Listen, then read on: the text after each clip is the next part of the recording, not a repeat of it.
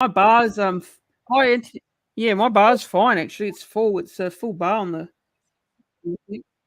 Yeah. Anyways, yep. All right. Yeah. Let's get into it. So just yeah, I'll talk about the international. We can just talk about the international game. So yeah. Okay. So go live now. Alrighty. Yeah. Good. To go. Go live.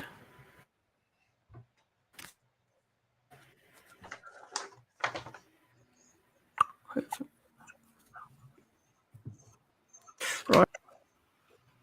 Oh. Is it live yet? Oh, here we go. Oh, here we go. Here we go. Forza. Hey guys, Warriors NRL Fanatics. Welcome back to the YouTube channel, and joining me to discuss the international rugby league is Keith Whitelock, who's been kind enough to join me to discuss the the international rugby league calendar is back on the agenda now. So yeah, Keith, welcome back to the channel, and hope you're doing well. Yeah, international rugby league is back. I hope you're doing well. Yeah, thanks, mate. Good to be here. Always good to catch up and talk some international rugby league with anyone that's prepared to listen. It's got an increasingly growing following, and happy to be here, chat with you. Hello.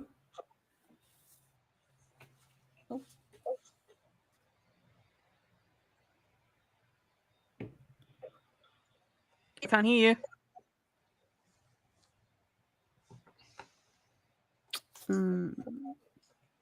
It's not working, is it?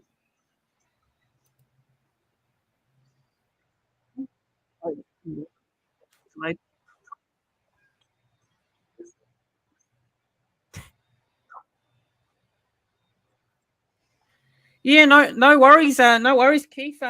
Just bear with. There is a little bit of a delay on the connection in. So, yeah, but Keith, it's great to have you on. You're a big advocate. You used to do some work for Everything. Is it Everything Rugby League? Isn't it some sort of page called? Yeah, it's everythingrugbyleague.com.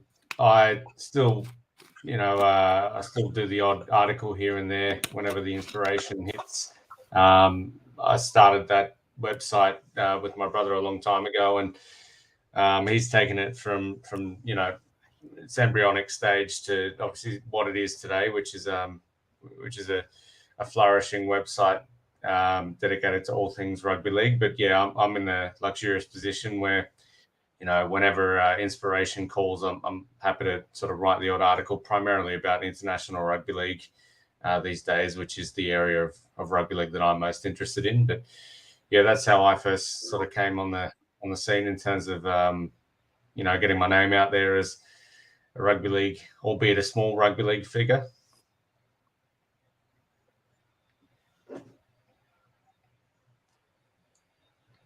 Yep, no worries. Yeah, it's great to see that. It would be good to national games to keep growing, and it's really important because we know that the NRL is such a big thing in Australian sport, and we want to see the international game as well. Yeah, just bearing into the chat here, live chat to a couple of viewers here. So Roosters fans saying hi, guys. How's it going, Roosters fan? And I can hear. Let's get into it. So, international rugby league is returning, and it was announced last week by the NRL that we're going to see the likes of the Pacific Test returning as well. Also Women's Origin as well is played as well. So we're going to have a bit of rep footy and international footy coming up. So, so the upcoming fixtures, I'll just go through them. So New Zealand, Tonga. They'll be in Auckland on Saturday, June the 20th. And then we've got the Pacific double header between Samoa and the Cook Islands. And Papua New Guinea versus Fiji at Campbelltown on June the 20. I think it's the 25th. I think I'm correct there. And that's the Pacific. That'll be played at Stadium. So, what are your thoughts on it? On the fixtures being announced, and what games are you looking forward to the most? Because obviously, with this year being the World Cup year, World Cup was supposed to be last year, and that didn't happen due to COVID issues there. So, yeah, what's your thoughts on announced, and what are you looking forward to the most with the international game returning? Yeah, a few good questions there. I'll try and address each one individually. So I think this is an absolutely fantastic initiative from the Australian Rugby League Commission, and anyone that knows anything about the finances of international rugby league know that for games like this to happen, they need to be underwritten by basically the ARLC / the NRL, of course. So that Tonga versus New Zealand game at Mount Smart, that's going to be absolutely massive, in my opinion.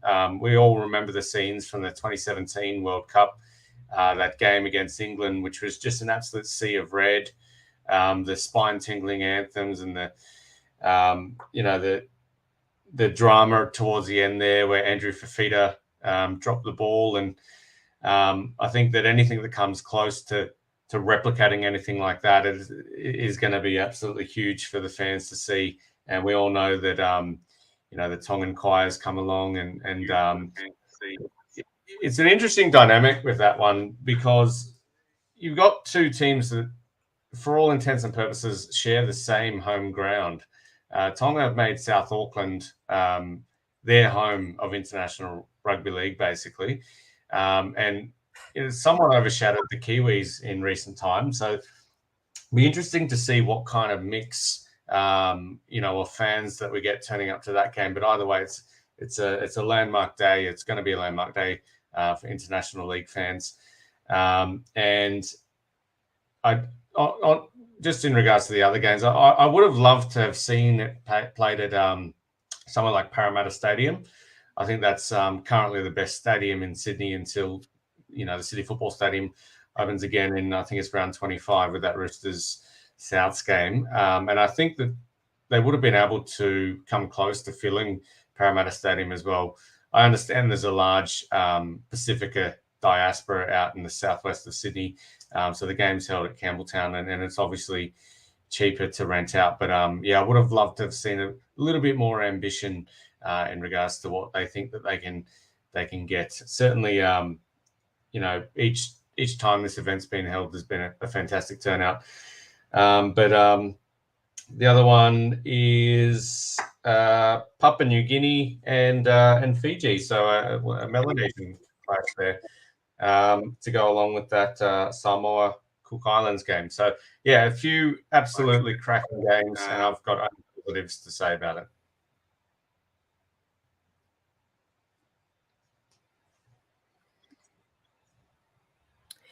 Right, and with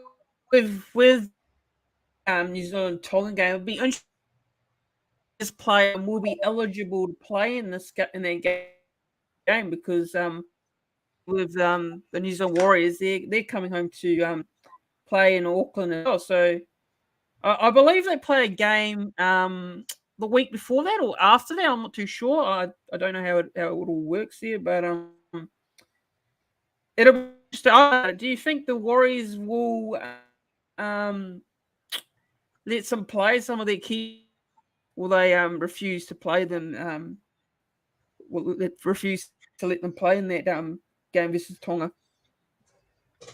No, I think the Warriors will let them play. Obviously, the club was a little bit disappointed, or worried about their homecoming against the Tigers being overshadowed, by this game. But look, both games should be sellouts. I think that the Warriors game is only about 1,000 tickets left, if any tickets left. So look, there's a bit of talk behind the scenes that the Warriors were quite disgruntled with all the work they've been doing for the homecoming to try and be, obviously the first game of league played in New Zealand since 2019.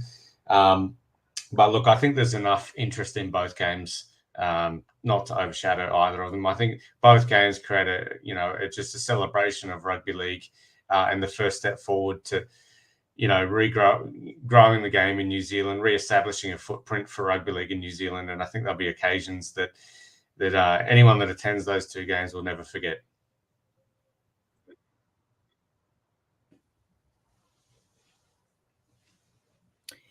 Yeah, I think it's going to be good because Smart's going to be spoiled for games in terms of rugby league, and it's great to see because Mount Smart hasn't been able to get a rugby league game, and it's been a while since they've last hosted a rugby league game. I think 2019 or something was the last time with the Warriors and the Rabbitohs been played at Mount Smart Stadium due to the COVID situation there. So, yeah, I reckon it'll be a good game. It's going to bring a lot of atmosphere. I'm sure there'll be plenty of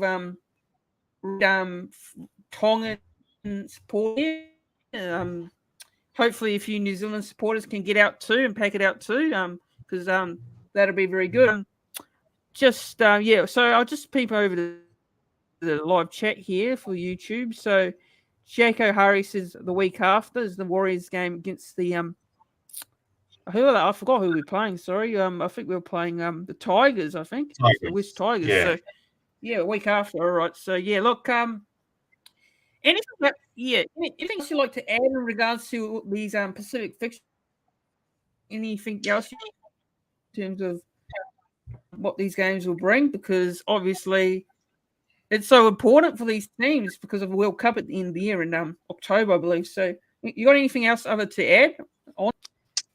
Yeah, I'm particularly curious to see, along the lines of player eligibility, who's electing to play for who. I've long thought, and the issue is that I don't have a solution for this conundrum of tier 1 versus tier 2 eligibility. But as we know, a player that plays in State of Origin gets $30,000 to play for New South Wales or Queensland per game. So that's $90,000 if you play in all 3 games.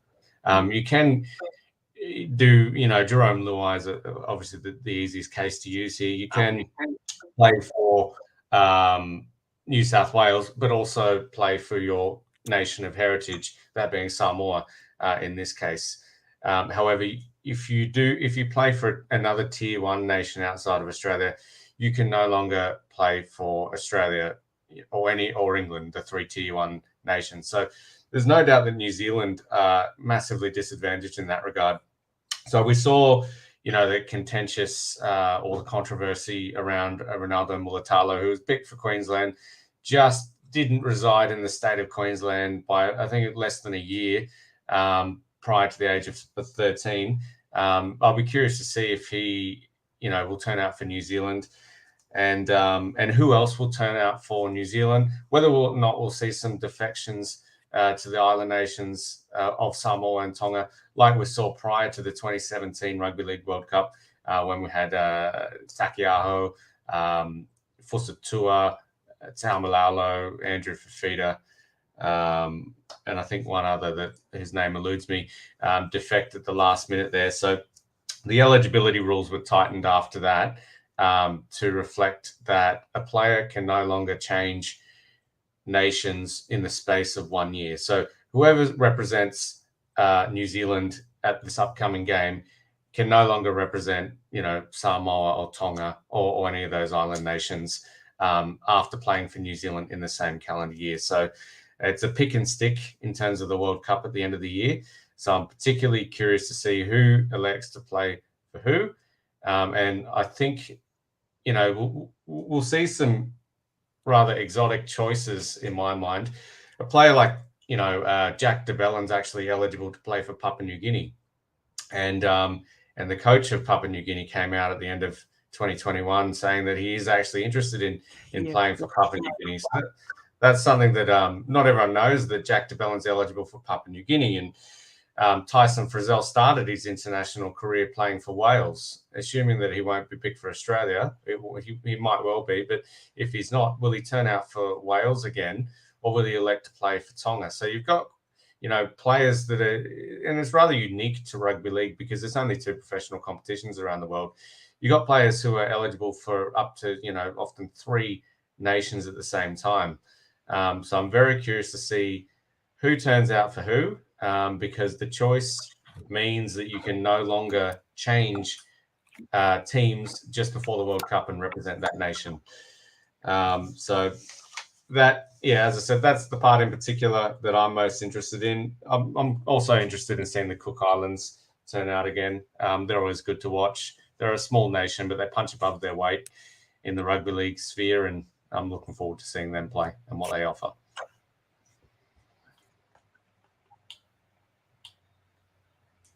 Yeah, well said. Yeah, on that, yeah, I'll just read a comment here in the live YouTube chat here. So Jack O'Hara saying Kiwis should win on roster, but Tonga has huge support in Auckland, so expect a sea of red flags. Yeah, absolutely, because obviously Tongans the Tongan support there in Auckland is massive. So, and he's also asking, Jack O'Hara is also asking, is Tonga still rated as a tier 2 team? Are they still rated as a 2-tier team? Because I'm sure they moved up the rankings now. Tonga. There's more to the tiers than performance, and it's a great question, Jack. So Tonga have about 110,000 people in the actual islands of Tonga.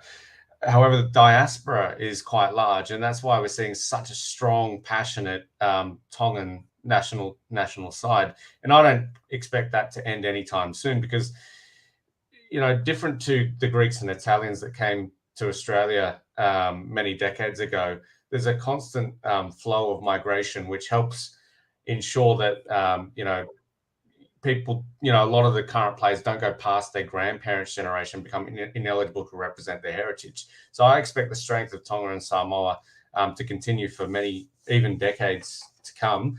But the reality is that rugby league on the island of Tonga itself, and the financial aspect of running rugby league there is very weak in comparison to New Zealand, or especially Australia, of course. So for Tonga to be classed as a tier 1 nation, they need to have a much better domestic rugby league competition there. They need to strengthen their finances, and there's a few more things to it rather than just be able to compete with a tier 1 nation. And quite frankly, I think that Tonga will take a hit in competitiveness if they were classified as a tier 1 nation, as it's too hard to turn down $90,000 a year if you're going to play State of Origin. So. And as discussed before, we can't represent a tier 1 nation outside of Australia and also play State of Origin. So I think you'll find that it benefits them tremendously to stay a tier 2 nation, along with other nations like Samoa, Cook Islands, etc.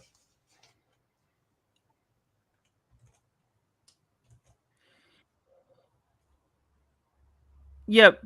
Jack O'Hara is saying Tonga beat Australia last match, so how can they still be second tier? Forget how many are in Tonga. There are a massive number in Auckland.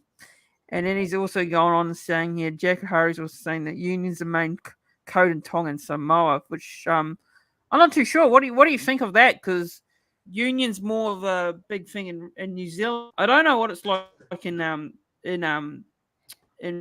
Tonga with rugby union and Samoa. I don't know about that. Is rugby league growing in Tonga and Samoa from your eyes? What do you think about that? Yeah, it is. There was, and let me start by saying I do agree with all of Jack's comments. They're really actually quality input there, and I don't disagree with any of those points. However, this must be worded delicately. Tonga only has about 110,000 people. Samoa about 300,000 or something like that. So there's only so far you can grow the game when your population's that small. There's NRL teams in Sydney who encapsulate much larger areas than the total populations of these islands.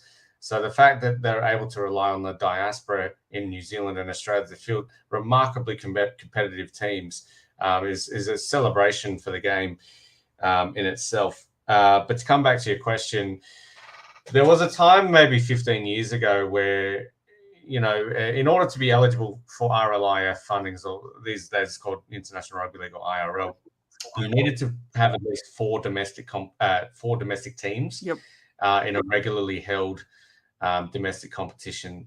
So obviously a lot of countries were, fulfilling that criteria. It was never really checked on then.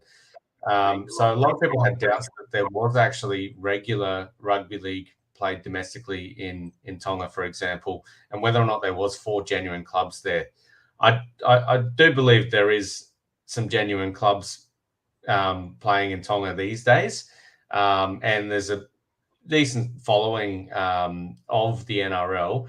However, if you're after a Pacific or a couple of Pacific nations where rugby league is genuinely growing, then Fiji have done some tremendous work with some really good sponsorship from Vodafone. Fiji is just shy of 1 million people. And then we go to their Melanesian brother in Papua New Guinea, the old Digicel Cup. Yesterday the New Zealand Morning Herald that they're once again keen to enter a team in the NRL. So the real growth is coming from Fiji and Papua New Guinea. And the growth of Tonga, Samoa, and Cook Islands is primarily through the diaspora in New Zealand and Australia.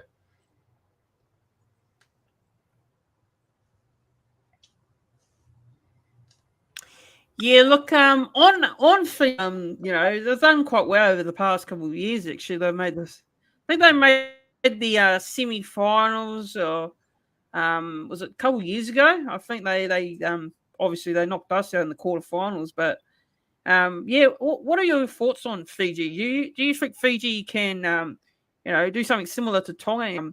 Go one step further in the game. What are your thoughts on that? Yeah, it's a great question. Fiji, they always seem to be there or thereabouts when it comes to World Cup time. I think they made the quarterfinals 3 World Cups in a row. And as you know, as you stated, they did beat New Zealand. They have a similar weakness to Tonga, and they will carry this weakness into the World Cup, in my opinion, in the fact that they just don't seem to have the halves. Tonga have Ata Hingano and Lolahia. However, they're, quite frankly, they're not quite, first choice quality NRL halves. And Fiji have Brandon Wakeham from the Doggies. So they can field some absolute superstars in their team, but they're not always in the right position. For example, Viliami Kikau, the Saifidi brothers, you got some real quality players there.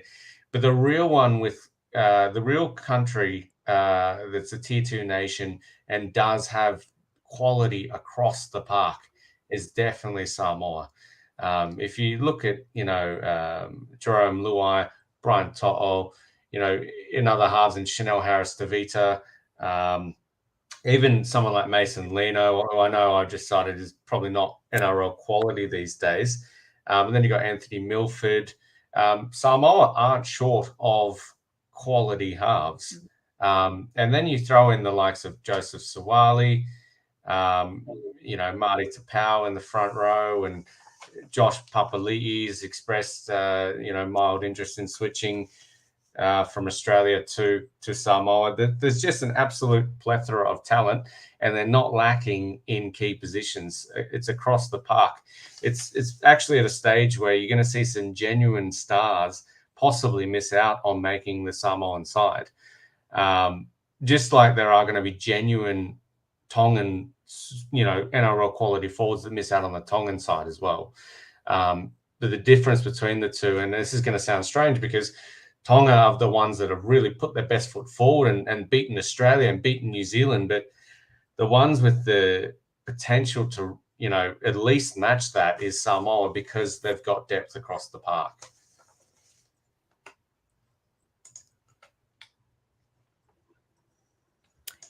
Yeah, yep. Look, on a Samoa. Look, I still have Samoa. I mean, they're who's the current coach at the moment? Isn't it Matt Parrish?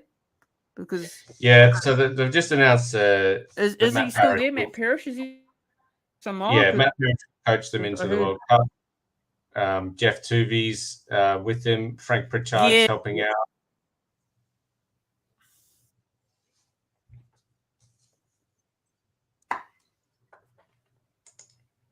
Yeah. I don't know, because Samoa. Look, obviously they try to approach the Johns brothers, but they turned them down. I don't know what you do. You think the Johns brothers would have been a better option, or is sticking with Matt Parrish the right choice? Because the last World Cup, Samoa, they didn't really, they had a disappointing last World Cup, but what are your thoughts on that, Samoa? Do you think they need a sort of coach around them, or because they've got the players, they've just got the talent there?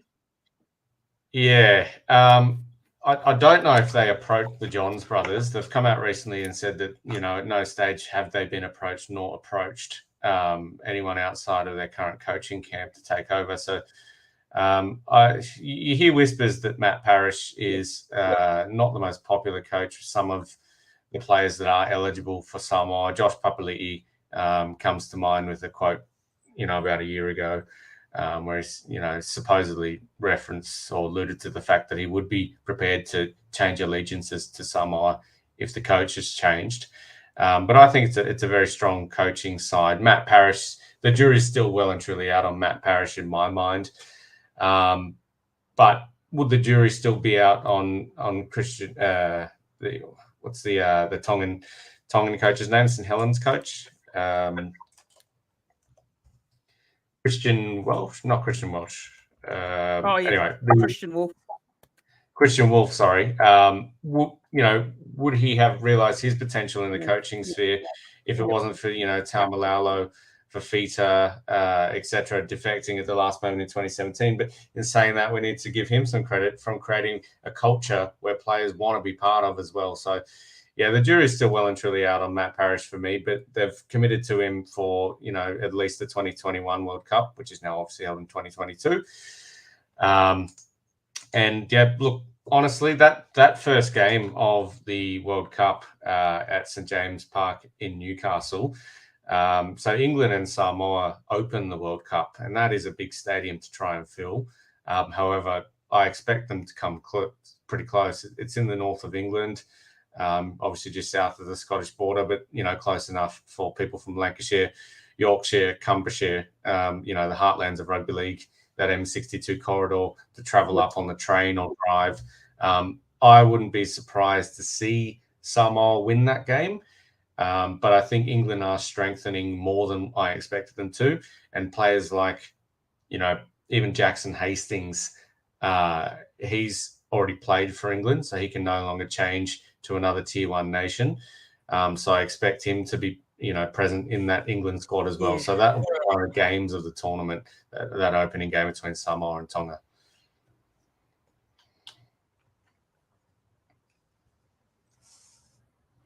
Yeah. And look, on this is a little bit off here, but Jack, not Jacko, sorry. Someone's asked here in the group chat, in the live chat here on the YouTube here, saying that French Rugby League. So what's going on with French Rugby League? What's your thoughts on it? Because in the Super League, I've started watching the Super League, following it, and this is my and I've seen that Catalan Dragons going along well. The first year they did very well to make the grand final, and then they're going all right at the moment. And Toulouse are in there now. Toulouse Olympica is in the Super. What's your thoughts on the growth from French Rugby League?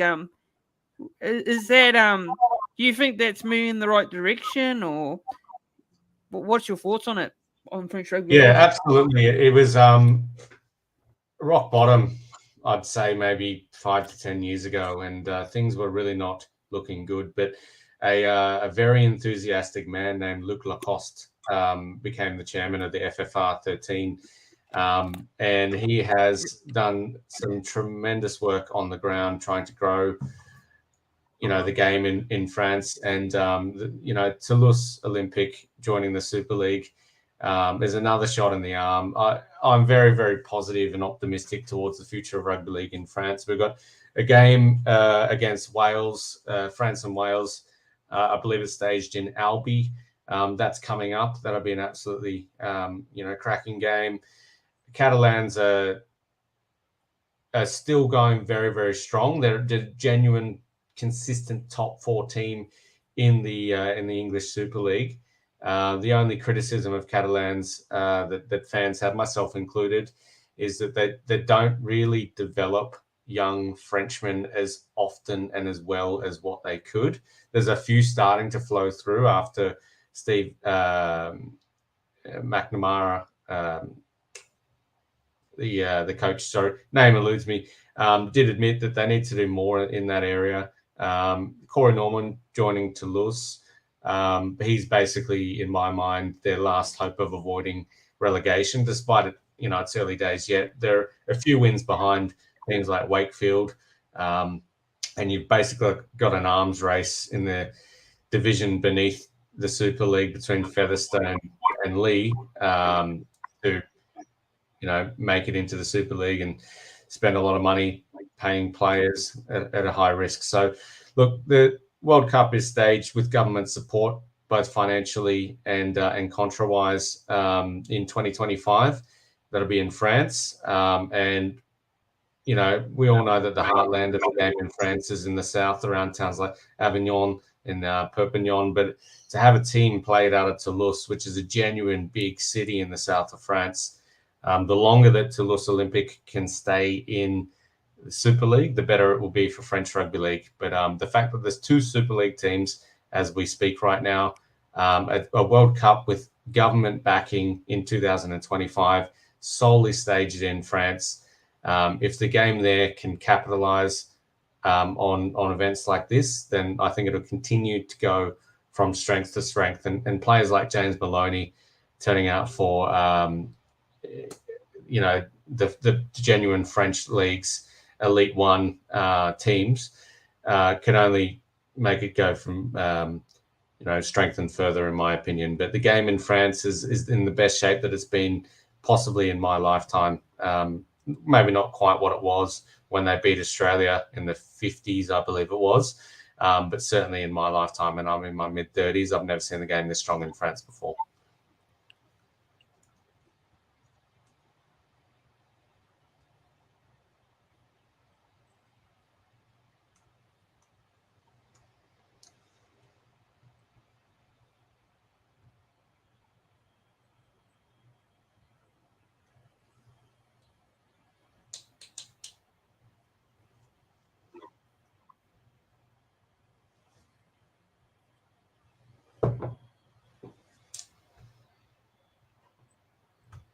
Yep. Yeah. Well said there. Jacko, saying in the live chat here, in rugby union, French union, it'll be very hard to attract good players. Yeah. Well, what are your thoughts on that comment? Actually, I think he's pretty much spot on there. Yeah, he is spot on. I don't think that rugby league should be aiming to compete with rugby union. I think that as much as the purist fans want to dwell on the Vichy government and long time ago when French rugby league had their assets stripped and given to French rugby union, I think that that's been used as an excuse far too often. In short, rugby league's not a peer of rugby union. It needs to realise that in France. However, they can carve out a genuine foothold, and they have done so in the south of France as an alternative to some fans or fans. It's not binary. You can love both games, of course, but there are some young Frenchmen starting to come through. I think as long as Luc Lacoste is in charge of the FFR 13, rugby league in France will be all right.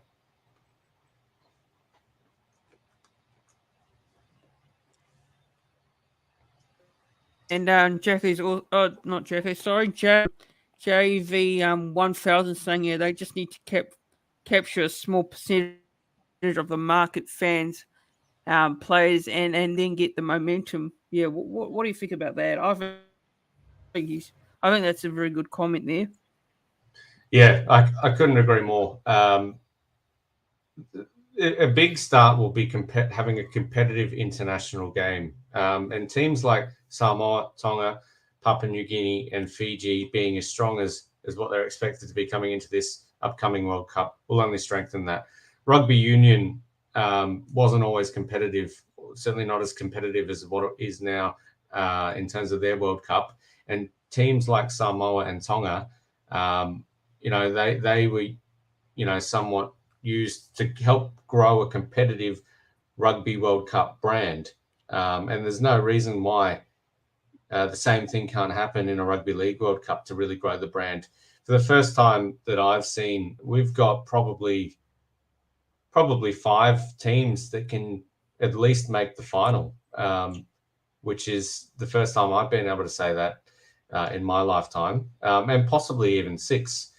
So the days, of course, Australia are going to go into the Rugby League World Cup as heavy favourites. However, there's a little doubt whether or not it's a given Australia's going to win this World Cup, certainly on English home soil. And we all know what New Zealand can do on their day, and the exciting aspect of these Pacific nations being so strong. I think that the brand of the Rugby League World Cup, if that can continue to grow, it'll attract more and more young French fans.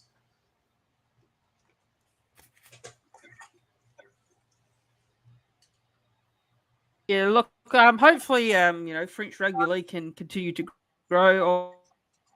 Obviously, if they can keep growing, maybe similar to what Tonga are doing, and capture the rugby league world like that. Because you never know in the future. But the Rooster fan in the comments saying here, how many international teams are there? So yeah, Keith, how many are there actually in terms of how many teams? Like we know leagues, probably not there, but yeah, how many international teams are there?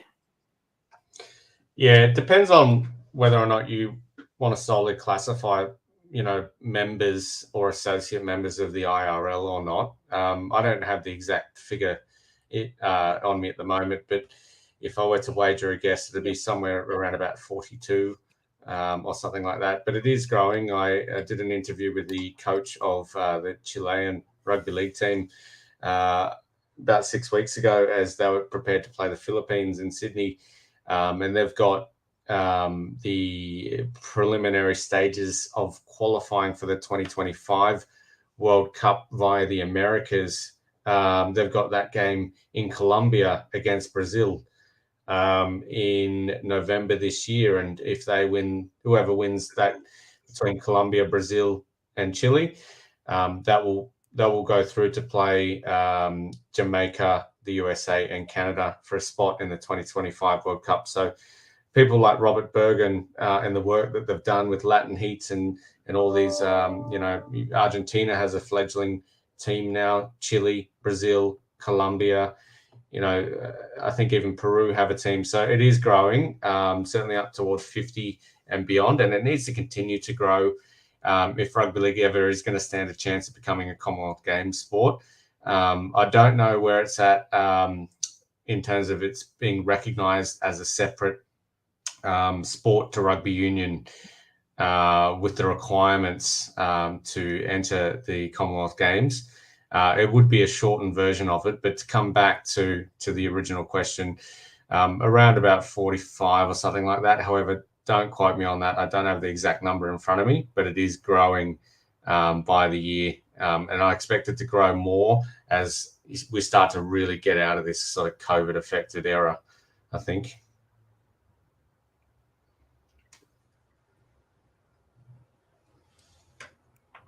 Yeah, yep. So yeah, just on that there. So Jacko's saying here that you can't help but compete with union, whether we like it or not. If a player shows Europe, the very, very rich union clubs will be after them for sure. Yeah, absolutely. What are your thoughts on? I think it's 100% spot on there because rugby, has had a lot of. They have a lot of cash. Those rugby union clubs, around Europe. Yes, most definitely correct. Once again, but that's not to say that the game can't continue to produce players like Tony Grigeau and Morgan Ascari and Thomas Bosk a little bit further back. Remy Casti played in the NRL. To be honest with you, I think that NRL could play a part in being an option for them to further their careers more than if they're really ambitious that still stay in the sport of rugby league. I'd love to see a few more Frenchmen try their hand at some of the,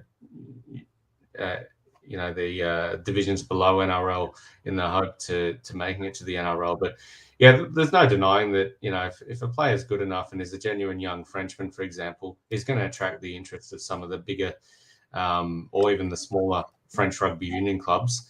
But that's not to say, that these players can't come through and have a very fulfilling career playing rugby league as well.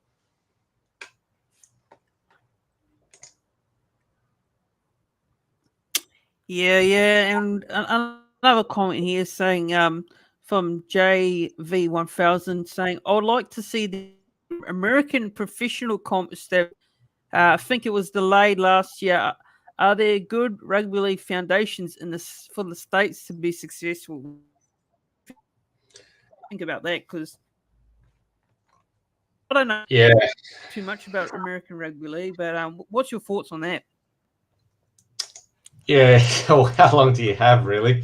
It's a fantastic question to ask, and the NARL, a lot of people were excited about the NARL, and obviously in more recent times, the Californian contingent has come along as well, and you had what was supposedly a Canadian aspect to it as well. However, that's largely fallen apart after COVID hit, the funding dried up, and basically it is on shaky grounds at the moment. In my mind, there will always be some kind of rugby league presence in America. However, there's been about 3 or 4 really false starts right now. There's some great work being done in towns like Cleveland as well. They've got their own club. However, there's just not a lot of money, and there needs to be more funding. I thought they had it going with the NARL. That was pretty exciting. I know every international rugby league fan is cautiously optimistic about it. I think that's taken a step back, but that's not to say that, in 5 years' time, we couldn't get up and running again with some decent funding. We've got the NRL, who are supposedly keen to stage an annual game in America to be funded by the reality that America, or about 35 American states, have legalized betting on sport, which could generate the NRL up to $20 million per year, and obviously play that game. So the future is reasonably bright for rugby league in America. However, it's chronic lack of funding still hampers it, and there's been a lot of false starts, 3 or 4 of them over the past 20 years alone. So I don't hold out a huge amount of hope. At the same time, there's still some fantastic work being done over there. And I think there's a American Rugby League podcast that goes to the Chasing Ruse channel with Nate, who does some tremendous work over there.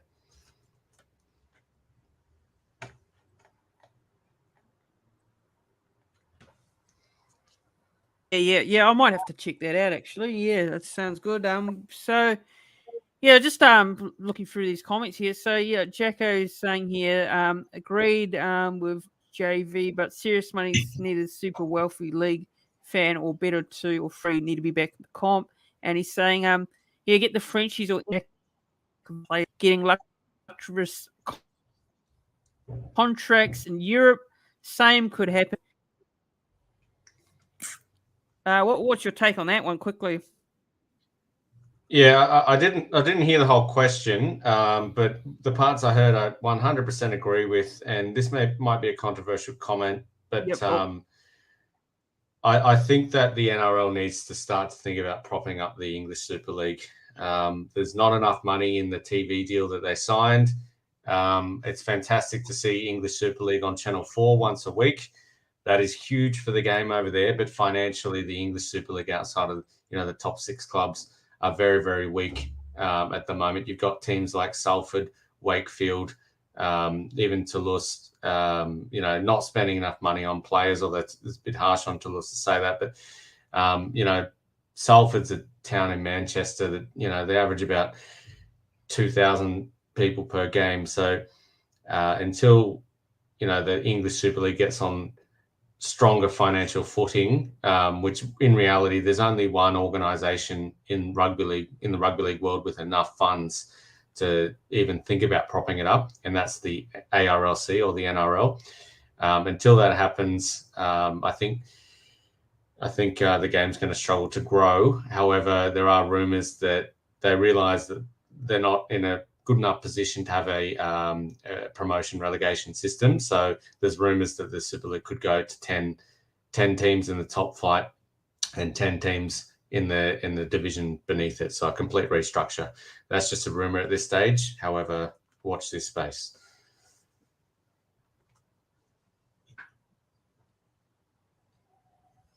Yeah. So look, on national game, do you believe the is doing enough for the international game, or because we saw last year there was a lot of talks around the NRL. They didn't want all the to England last year, so they cancelled the whole World Cup and that. So do you think the NRL is doing enough to help the international game, or does it need to step up its game a little bit more and get involved a bit? Yeah, there's a lot of people out there that take the line that it's just not the NRL's job. NRL is Australia with a New Zealand team, a private New Zealand team, and their responsibility dies outside of the Australian borders. And that's not incorrect. However, it's not pragmatic in my mind. The reality is that the NRL does need to partially fund the international game, whether fans like it or not.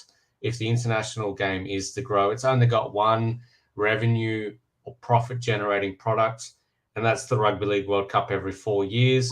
Just before COVID hit, they tried to introduce a second revenue generating product with the Rugby League World Cup Nines. It lost money. It's just, the reality is, if the international game is going to grow, you need to see more of what's happening with these upcoming international fixtures that need to be underwritten by the ARLC. So in an ideal world, the ARLC would only fund Australia. However, let's be pragmatic here. The international game needs to be partially financed by the ARLC. Otherwise, it's not going to grow. There's just not enough money coming from one product that is the Rugby League World Cup.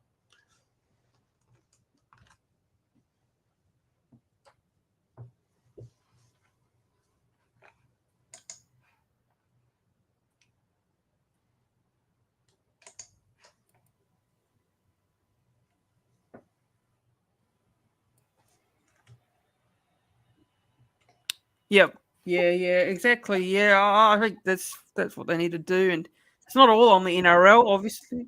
Yep.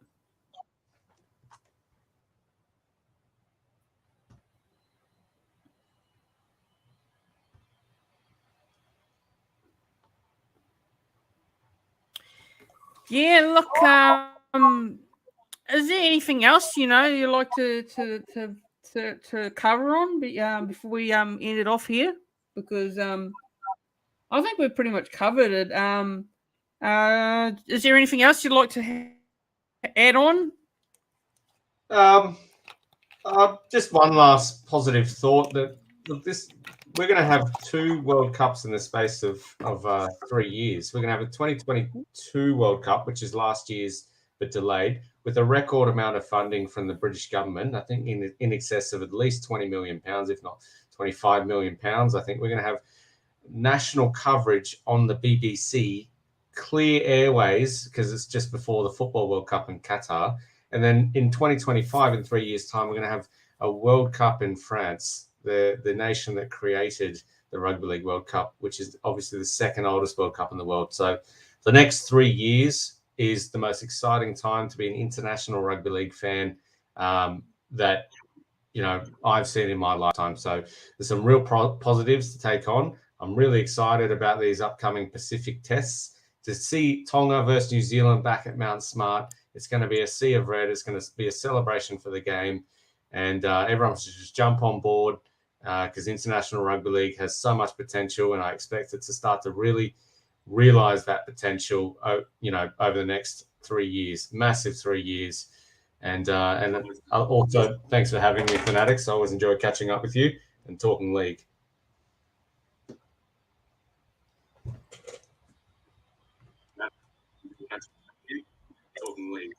Yeah, no worries, Keith. I'd like to thank you for coming on and giving up your time during the day to discuss a bit of international footy, which is great. I'm sure we'll get you on again at some point at the end of the year, or maybe during the World Cup comes on. Who knows? But thanks to all the viewers for tuning in and watching and sending your questions and your comments. It was a great chat, great discussion. But thanks, Keith, for coming on. And if you guys make sure you do like the stream, like the live stream, or if you're watching it back, like the video. Subscribe to the channel as well. Make sure you subscribe. Do all the following there. So thanks and watching today. And national footy's back, and looking forward to it. Thanks for watching, and see you guys all in the next one.